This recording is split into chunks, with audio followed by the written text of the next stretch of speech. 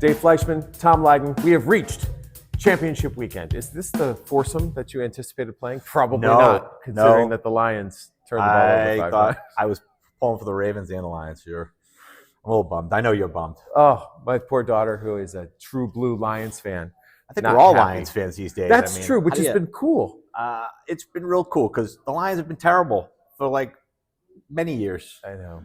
They had Barry Sanders though. He was amazing. Okay, we're turning the page. Sorry. So we have 4 teams left, and there's one injury we want to talk about because it really just opens the door to talking about hip injuries. Taylor Rapp is a safety for the Buffalo Bills, and he was injured in Sunday's game, and it was a hip injury, and he was kind of sandwiched between a couple of players, a couple of Ravens, and so it just piqued my curiosity, Dave, about the difference between what you hear so frequently as a hip pointer versus maybe a more substantial hip injury and how you deal with that from a physical therapy standpoint. So I think maybe we might have talked about hip pointers at one point, but so a hip pointer is a contusion on the ilium, so which is the big wing of your hip. So that happens a lot when you have helmet contact to that hip. It's very painful, and it's really a kind of a pain modulation type of situation. Can they deal with the pain? Can they play? Versus if the hip joint dislocates or subluxes or strains, that's a different scenario. So let's just take the first one. Like if the hip dislocates, think along the lines of what was his name? Big running back, Bo Jackson, right?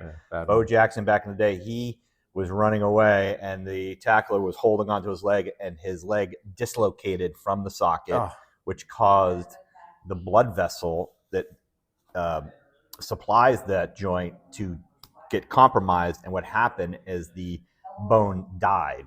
So that was a very severe case in which he needed a immediate surgery it's called avascular necrosis, when the blood vessel gets compromised and the tissue died. So they had to go in and basically cut off the ball and put a total hip in.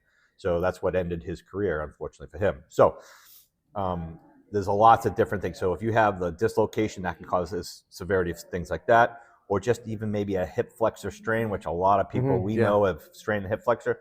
That's more of a muscular strain. So it's without really knowing what the diagnosis is, it's kind of hard to say, but you could have a variety of different things happening. But it's interesting. It's complex. It's almost not identical, but similar to a wrist, where there seems to be a lot of things going on there. It's an intersection in your body. Well, believe it or not, the hip is a ball and socket joint. So femur and then the cup. So this is a hip. The shoulder is also a ball and socket joint. So the hip and the shoulder are very similar in regards to the biomechanics of the joint. The wrist is a little different. The wrist is a what's the technical term for the joint? But it's not a hinge joint. The knee is a hinge joint. Got it. But the wrist has several different movements as well.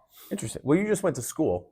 If you don't think this guy's a pro, I was just listening, just like you, like all these big words and cool stuff I've never heard before.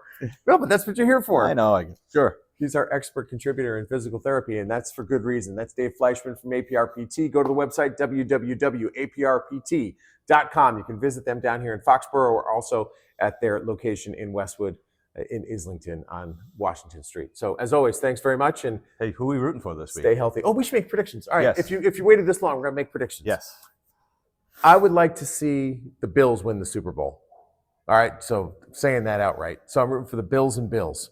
And I guess at this point, I'm rooting for Washington, just to see like a little Bills-Washington Super Bowl. Although, if the Bills played the Eagles and the Eagles beat the Bills would have completed the quadfecta of losing to every NFC East team in the Super Bowl. I think of these weird things. Okay, go ahead. Your turn. Wow. So this is my predictions. I like to see the Bills and the Eagles, and I want the Eagles to lose, and then they're going to fire that coach. Yeah, you don't like him. I don't like Sirianni. I don't think he's a good coach. And I think that's a perfect spot for Bill Belichick to land. Even still?